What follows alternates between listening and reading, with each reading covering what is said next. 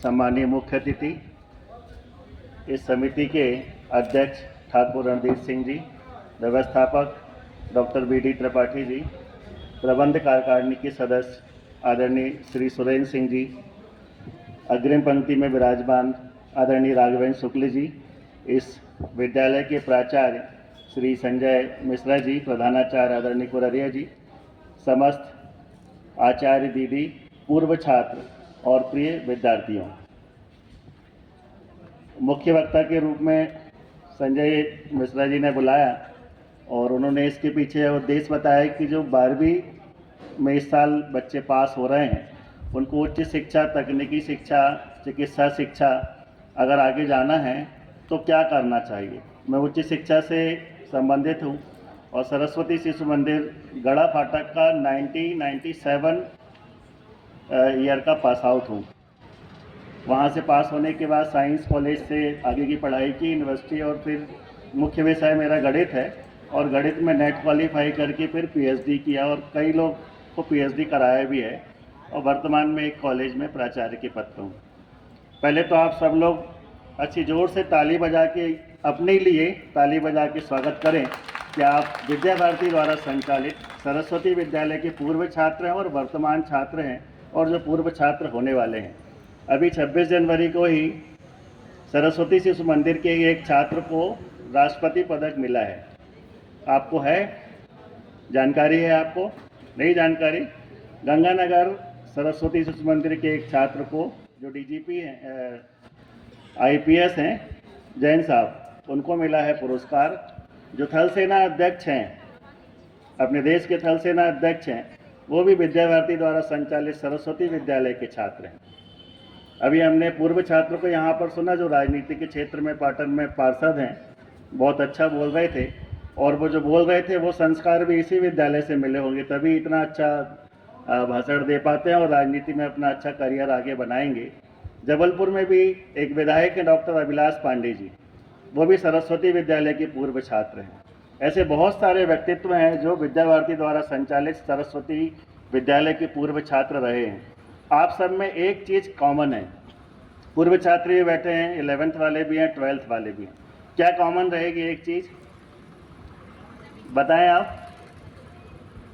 एक चीज़ कॉमन ये रहेगी कि आप भारत के प्रधानमंत्री भी बन जाओ लेकिन पूर्व छात्र हमेशा इस विद्यालय के रहोगे आप। ये चीज़ कॉमन है। आप चिकित्सा क्षेत्र में चले जाओ, इंजीनियरिंग में चले जाओ, IAS बन जाओ, IPS बन जाओ, शिक्षक बन जाओ, नेता बन जाओ, कहीं बिजनेसमैन बन जाओ अच्छे, लेकिन एक चीज़ कॉमन रहेगी, जब भी आप आओगे इतिहास में ये लिखा जाएगा कि आप इस विद्यालय के पूर्व छात्र हो और ये आपके लिए गौरव का विषय है। तो इस विद्यालय की जो पूर्व छात्र परिषद है, पुराना जितना एलुमनाई है, उसकी गरिमा को बरकरार रखना और उसको आगे लेके जाना। ऐसा कहते हैं कि जो आपसे जूनियर आते हैं, आपसे कनिष्ठ छात्र छात्राएं आते हैं, वो वरिष्ठों से ज़्यादा होशियार होते हैं, पढ़ाई में भी और अन्य गतिविधियों में भी। तो उसको भी बरकरार रखना है। जो पूर्व छात्र जो नाम आपके विद्यालय का उन्होंने गौरवान्वित किया है उसको और आगे बढ़ाना है। अब जो बच्चे 11th 12th यहाँ से पास आउट हो रहे हैं, कॉमर्स वाले बच्चे हैं इधर, क्या कॉमर्स संकाय है, और साइंस में बायो और मैथमेटिक्स दोनों है, और आर्ट्स नहीं है। तो उच्च शिक्षा में क्या क्या, बस 5 मिनट लूँगा, मोटा मोटा आपको बताता हूँ कि आप कहाँ पर और क्या कर सकते हो। कुछ चेंजेस हुए हैं अभी विगत 5 वर्षों से। मध्य प्रदेश ऐसा पहला राज्य है जिसने राष्ट्रीय शिक्षा नीति 2020 लागू की है। तो राष्ट्रीय शिक्षा नीति लागू होने से कुछ परिवर्तन हुए हैं उच्च शिक्षा में। चिकित्सा शिक्षा में भी परिवर्तन होने जा रहे हैं। जैसे चिकित्सा शिक्षा में मध्य प्रदेश में पहला राज्य है जिसने ये परिवर्तन किया है कि अब चिकित्सा शिक्षा हिंदी में पढ़ाई होने लगी है। अब आपको पुस्तकें हिंदी में भी उपलब्ध हैं और मेडिकल विश्वविद्यालय के आदरणीय कुलपति हैं कुलगुरु जी अशोक खंडेलवाल जी, उन्होंने खुद पुस्तकें लिखना स्टार्ट की है। तो हिंदी में अगर चिकित्सा की पढ़ाई होने लग जाए, पहले आयुर्वेदिक बस होता था, यूनानी होता था, होम्योपैथिक होता था, अब आपको एलोपैथी भी हिंदी में मिलेगी, किताबें मिलेंगी। तो कई बच्चे इंग्लिश के डर से नहीं जाते थे वहाँ पे, तो उनकी समस्या सॉल्व हो गई है, हिंदी में आपको किताबें मिलेंगी। तकनीकी शिक्षा, उच्च शिक्षा और मेडिकल, इन तीनों को मिला के अभी आप लोग UGC का नाम सुन रहे होंगे, बहुत लोग विरोध कर रहे हैं, नया बिल आया है और सुप्रीम कोर्ट से उसमें रोक भी लग गई। तो हो सकता है भविष्य में यूजीसी नाम ही ख़त्म हो जाए, एक ऐसा आयोग बने जिसमें कि सारे तकनीकी शिक्षा, मेडिकल शिक्षा और उच्च शिक्षा सब कुछ हो। और ऐसा ज़रूरी भी है, भारत सरकार उसमें काम कर रही है, बहुत सारी ऐसी समितियां बनी हैं, किसी समिति में मैं भी सदस्य हूं और इस तरीके से काम चल रहा है। अभी आप राष्ट्रीय शिक्षा नीति में देखो तो सिलेबस भी चेंज हुआ है, अब अपडेट सिलेबस है। आप लोग तो पास होके निकल रहे हैं, जो नए बच्चे आएंगे अब एनसीईआरटी का सिलेबस चेंज हुआ है। मध्य प्रदेश बोर्ड भी शायद इस साल से राष्ट्रीय शिक्षा नीति को लागू करने जा रहा है। मैं एनसीईआरटी बोर्ड में मेंबर हूं, मैथमेटिक्स के सिलेबस में हम लोगों ने नया सिलेबस जो बनाया है एनसीईआरटी का। क्या होता था पहले, जैसे आप गणित की ही मैं बात करूं, गणित का विद्यार्थी हूं, तो आपने पाइथागोरस की थ्योरम पढ़ी है, सबने पढ़ी है ना? सब लोग किस नाम से जानते हैं? पाइथागोरस के नाम से जानते हैं। अब उसका नाम चेंज होने वाला है, वो बुधायन के नाम से अब हो जाएगी प्रसिद्ध। किसने उसको खोजा? बुधायन ने, और चला गया वो बाहर, और वहाँ से फिर से हमारे पास आया और वो पाइथागोरस के नाम से हो गया। ऐसे बहुत सारी रिसर्च हैं, बहुत सारी खोज हैं, चाहे चिकित्सा हो या इतिहास की बात करें, बहुत सारी चीज़ें हैं। हम लोगों का बहुत सा साहित्य नष्ट हो गया या विदेश में चला गया, और पूर्वजों की ये गलती थी कि उन्होंने पेटेंट नहीं कराया। आप पेटेंट की तरफ बढ़ सकते हो, जो लोग रिसर्च में जा रहे हैं, आप किसी भी चीज़ को पेटेंट करा सकते हो। पाटन अभी प्रसिद्ध हुआ है मटर के लिए, यहाँ पर बहुत अच्छा मटर होता है और मटर का क्लस्टर भी बन रहा है और उसको पेटेंट मिल रहा है, टैगिंग भी होने लगी है उसकी। पहले टैगिंग नहीं होती थी, 2 साल 3 साल से टैगिंग होने लगी और पूरे देश में फेमस हो रहा है। तो इस तरफ हमारी सरकार काम कर रही है, चाहे मध्य प्रदेश शासन हो या भारत सरकार हो। तो आपको जो भी आप नया रिसर्च करते हो, देखो आप अभी माइक में बहुत प्रॉब्लम हो रही थी, इस माइक की हंटिंग को हम कैसे दूर कर सकते हैं? अभी दूर हो गई, अब जो भी किया वो पता नहीं, लेकिन दूर हो गई। अब इस हंटिंग को हम कैसे दूर कर सकते हैं? अगर आपने कुछ नवाचार इसमें किया और उसको पेटेंट करा लिया तो आपकी वो खोज हो जाएगी। बहुत छोटी छोटी सी चीज़ों में पेटेंट मिलता है और ऑनलाइन मिलता है, बहुत सरल प्रक्रिया है, निःशुल्क होता है सब। तो ये छोटी छोटी सी चीज़ें आपको देखना है। उच्च शिक्षा में जब आप 12th के बाद अभी जाने वाले हो, तो जो बायो साइंस के बच्चे हैं, ऐसे कितने बच्चे हैं जो मेडिकल में जाना चाहते हैं? मेडिकल साइंस में जो बच्चे पढ़ना चाहते हैं, आगे एमबीबीएस करना चाहते हैं, बीएएमएस करना चाहते हैं या डेंटिस्ट बनना चाहते हैं, बताइए। बायो साइंस वाले एमबीबीएस में जाना चाहते हैं, पैथोलॉजी में जाना चाहते हैं, ठीक है। देखिए आपके लिए क्या कर सकते हो, आपको क्या क्या अवसर है। आप एमबीबीएस में जा सकते हो, एलोपैथी जिसको बोलते हैं। आपको नीट का एग्ज़ाम देना होगा और नीट के एग्ज़ाम से आप एमबीबीएस, बीएएमएस यहाँ पर आप जा सकते हो। बीएएमएस मतलब आयुर्वेदिक डॉक्टर जिसको हम लोग बोलते हैं, और एमबीबीएस जो एलोपैथी डॉक्टर होते हैं। नेताजी सुभाष चंद्र बोस जो मेडिकल कॉलेज है, वहाँ से आप एमबीबीएस कर सकते हो। एक बिटिया ने बोला पैथोलॉजी करना है, पैथोलॉजी भी आप कर सकते हो। पैथोलॉजी के डिप्लोमा कोर्सेज होते हैं, सर्टिफिकेट कोर्सेज हैं। नर्सिंग एक बहुत अच्छा कोर्स है, आप नर्सिंग में भी एडमिशन ले सकते हो। अभी तक नर्सिंग का एंट्रेंस एग्ज़ाम नहीं होता था, डायरेक्ट एडमिशन थे। पिछले साल से एंट्रेंस होने लगा, तो आपको एंट्रेंस देना ज़रूरी है, चाहे आप किसी भी प्राइवेट कॉलेज में एडमिशन ले रहे हो या गवर्नमेंट में। बिना एंट्रेंस के आपको नर्सिंग में प्रवेश नहीं मिलेगा। अभी उसकी डेट आएगी नेक्स्ट मंथ में, मार्च या अप्रैल में उसका फॉर्म आता है। तो अगर जिसको नर्सिंग में जाना है तो आपको फॉर्म अनिवार्य है भरना। आप फार्मेसी में भी जा सकते हो, आप डी फार्मा कर सकते हो, बी फार्मेसी कर सकते हो। किसी को अगर मेडिकल लाइन में जाना है, दवा में जाना है, बी फार्मा, एम फार्मा करने के बाद ये उद्देश्य ना रहे कि हमें मेडिकल शॉप खोलनी है, आप इंडस्ट्री में भी जा सकते हो। गुजरात में अच्छी इंडस्ट्री हैं जहाँ पर की दवाइयाँ बन रही हैं, अधिकतर दवाइयाँ गुजरात से आती हैं, तो वहाँ पर भी आप अपना जॉब तलाश कर सकते हो वहाँ पर। फिर डेंटिस्ट, डेंटल, देखो आजकल बहुत सारे डेंटिस्ट हो गए हैं, यहाँ पे भी होंगे पाटन में, जबलपुर में तो हज़ारों की संख्या में है, बड़े शहर में। जो डेंटल का, हम तो उसको व्यवसाय ही बोलते हैं आजकल, जो डेंटिस्ट हैं वो पार्लर के जैसे खुल गए हैं और लोग कराने भी लगे हैं ना। अब वैसे दांतों की सफाई करना, दांतों को सुंदर बनाना, जैसे लोग पार्लर में जैसे वैसे ही डेंटिस्ट के पास जा रहे हैं। तो वहाँ पर भी एक अच्छा अवसर है, आप डेंटिस्ट में भी अपना अवसर तलाश सकते हो, आप वहाँ पर भी जा सकते हो। अब टेक्निकल की बात करें तो टेक्निकल में आप 12th के बाद बीटेक कर सकते हो। बीटेक में भी बहुत सारे कोर्स आ गए हैं। देखिए एक होता है बीई और एक होता है बीटेक, दोनों में अंतर है क्या? क्या अंतर है बी और बीटेक में? कोई पूर्व छात्र ने इंजीनियरिंग की हो तो बता सकते हो। बीटेक और बीई में क्या अंतर है?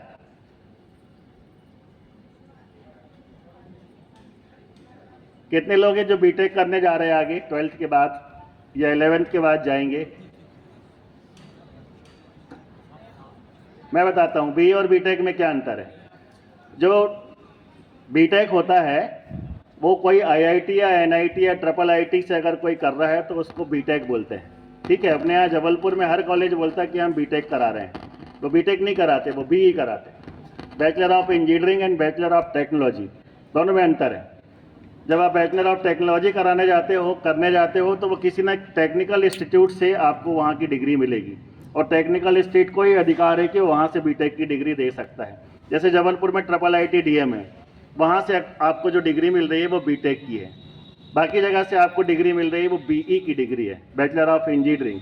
जो बीटेक करा होता है वो पढ़ाने में नहीं जाता, और जो इंजीनियरिंग किया होता है वो पढ़ाने में भी जाता है, क्योंकि जो बीटेक वाला है वो सही टेक्नोलॉजी पढ़ेगा और उसका उपयोग भी करता है। आप देखो जो आईआईटी से पढ़ के निकलते हैं या एनआईटी या ट्रिपल आईटी से पढ़ के निकलते हैं, वो बच्चे अधिकतर इंडस्ट्री में चले जाते हैं। तो आप ये दोनों डिग्री का अंतर समझ लो। जब आप किसी भी कॉलेज में प्रवेश लेने जाओ तो उनसे पूछो बीटेक कराओगे आप कि बीई कराओगे आप, ठीक है। उसके बाद आप पॉलिटेक्निक में भी जा सकते हो, हालांकि आपका समय निकल गया। आप पॉलिटेक्निक 10th के बाद आपको जाना था, लेकिन आप 12th के बाद भी उसमें जा सकते हो। लेकिन पॉलिटेक्निक से अच्छा आप बीई या बीटेक है, वहाँ पर आप अवसर अपना बना सकते हो। अब हम लोग आते हैं उच्च शिक्षा में। टेक्निकल और मेडिकल के बाद जितने कोर्सेज है वो सब उच्च शिक्षा में आते हैं। उच्च शिक्षा में आप बीए कर सकते हो, बीकॉम कर सकते हो, बीएससी कर सकते हो, बीबीए कर सकते हो, बीसीए कर सकते हो। एक नया पाठ्यक्रम अभी अभी चला है बीए एलएलबी, बहुत लोग कर रहे हैं। बीए एलएलबी कर सकते हो आप, बीए बीएड कर सकते हो, बीकॉम बीएड कर सकते हो, बीकॉम एलएलबी कर सकते हो, बीएससी एलएलबी कर सकते हो। ये जो कोर्स होते हैं, जैसे बीए एलएलबी है, ये 5 साल का कोर्स है, 10 सेमेस्टर में होता है। जो बीए बीएड है ये 4 साल का कोर्स है, 8 सेमेस्टर इसमें होते हैं। पहले क्या होता था, आपको लॉ करना है तो बीए किया 3 साल और फिर 3 साल लॉ में, तो 6 साल में आपका होता था लॉ। अभी बीए एलएलबी 5 साल में आप कर सकते हो, लेकिन बीए एलएलबी जब तक आप 5 साल नहीं पढ़ लोगे तो ना तो आपको बीए की डिग्री मिलेगी ना तो लॉ की डिग्री मिलेगी। और जो बच्चा सिंपल बीए कर रहा है वो 3 साल बाद PSC, UPSC, bank, railway, SSC सारे एग्जाम दे सकता है। तो जिसको लॉ में करियर बनाना है अपना, केवल वही बीए एलएलबी करे तो ज़्यादा अच्छा होगा, नहीं तो वो 5 साल के लिए उधर व्यस्त हो जाएगा, और जो 3 साल बाद जो दूसरे बच्चे आ रहे हैं वो उनसे आगे निकल जाएंगे। तो अगर आपको टीचिंग में जाना तो आप बीए बीएड अभी से ले लो 12th के बाद। आपको लॉ में जाना है तो आप बीए एलएलबी अभी से ले लो, अदरवाइज आप बीए बीकॉम बीएससी का कोर्स कर सकते हो। अब जब आप बीए बीकॉम बीएससी करने जा रहे हो तो मध्य प्रदेश शासन ने आपको क्या सुविधा दे रखी है। बहुत अच्छी 4 स्कॉलरशिप हैं जो आपको मिल सकती है, और बहुत कम उसकी अर्हताएँ हैं। सबसे अच्छी स्कॉलरशिप एक मेधावी छात्र योजना स्कॉलरशिप है। इस योजना के अंतर्गत अगर आपके 12th में मध्य प्रदेश बोर्ड में 70% बस आ जाएं, केवल आप 70% लेके आते हो, किसी भी सरकारी कॉलेज में या किसी भी ग्रांटेड कॉलेज में अगर आप प्रवेश लेने जाते हो BA BSc BCom BBA BCA में, तो निःशुल्क केवल 10 रुपये में आपका एडमिशन होता है। बाकी आपकी फीस मध्य प्रदेश शासन आपके खाते में देती है। ये भाजपा सरकार की बहुत बड़ी उपलब्धि है, 2018 से ये लागू हुई है और अभी तक चल रही है। ग्रांटेड कॉलेज और गवर्नमेंट कॉलेज में अगर आप एडमिशन लोगे तो आपको निःशुल्क 10 रुपये में एडमिशन मिलेगा, और ये हर साल 3 साल की स्कॉलरशिप आपको मिलेगी। केवल 12th में 70% आपको लाना है, ठीक है। एक दूसरी स्कॉलरशिप है, जो गांव के बच्चे हैं जो एसटी एससी को बिलोंग करते हैं, एसटी एससी में आते हैं, अगर आप शहर के कॉलेज में एडमिशन लेते हो तो आपको 24,000 रुपये सालाना एचआरए मिलता है, हाउस रेंट। 24,000 रुपये सालाना आपके खाते में आएंगे। शर्त ये रहेगी कि आपको शहर में रह के पढ़ना पड़ेगा। तो 24,000 रुपये बहुत होते हैं, 3 साल में 72,000 रुपये आपके खाते में आते हैं। एक स्कॉलरशिप और है, बच्चियों के लिए प्रतिभा किरण के नाम से है, और बच्चों के लिए, लड़कों के लिए विक्रमादित्य योजना। अगर आपके 60% 12th में आते हैं, एमपी बोर्ड से पढ़ा हो, 60% हो, और गांव से पढ़ा हो या शहर से, आपको 5,000 रुपये सालाना 3 साल तक आपके खाते में पैसे आते हैं। प्रतिभा किरण योजना के अंतर्गत बच्चियों को और लड़कों को विक्रमादित्य योजना के अंतर्गत एक बार लाना है 60%, अब हमने जो पहले बताई थी आपको 70 वाली, तो आप बोलो कि सर हमारे 71 आ गए तो 60 वाली भी मिल जाए और 70 वाली भी मिल जाए, तो ऐसा नहीं होगा। जो मैक्सिमम है, अगर आपके 70 से ऊपर आ रहे तो 70 वाली मिलेगी और 70 से कम आ रहे तो 60 वाली मिलेगी। इसमें कोई जाति बंधन नहीं है। ST SC OBC जनरल सबको, सबके लिए ये लागू है, 70% और 60%। एक और बहुत महत्वपूर्ण छात्रवृत्ति है। ऐसे कितने बच्चे यहाँ पर हैं जिनके माता पिता के पास संबल कार्ड या श्रमिक कार्ड होगा? हाथ खड़ा करेंगे।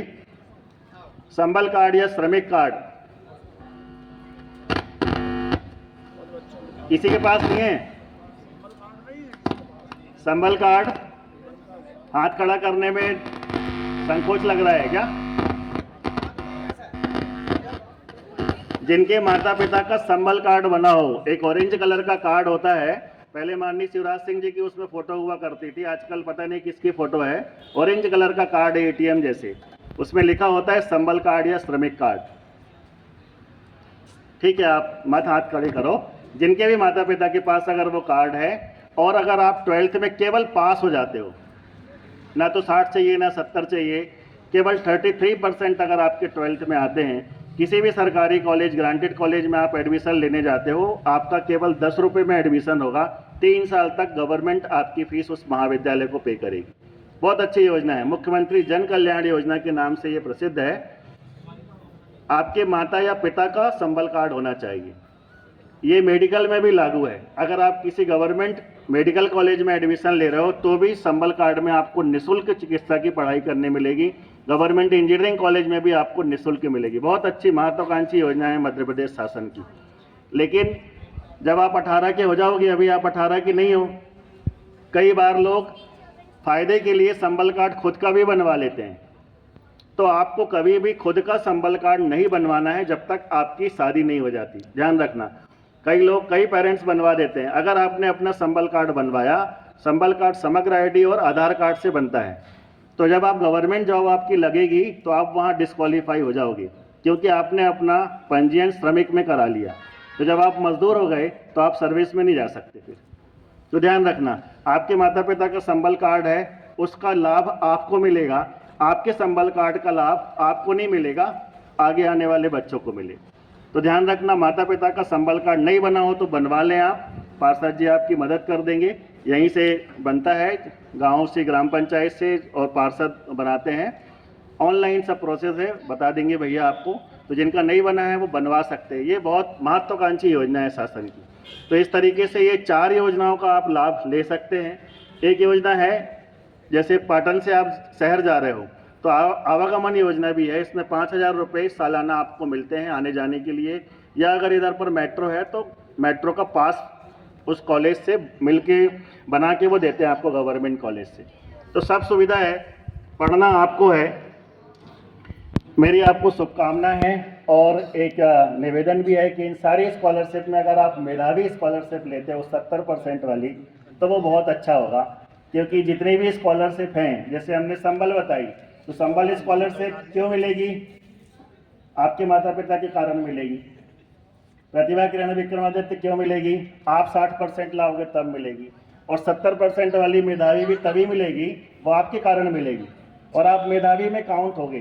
तो जब कभी आप इंटरव्यू देने जाओगे तो आप मेधावी की एक अलग श्रेणी होती है, तो आपको वहाँ पर भी फायदा मिलेगा। तो आप सभी को बहुत बहुत शुभकामनाएं।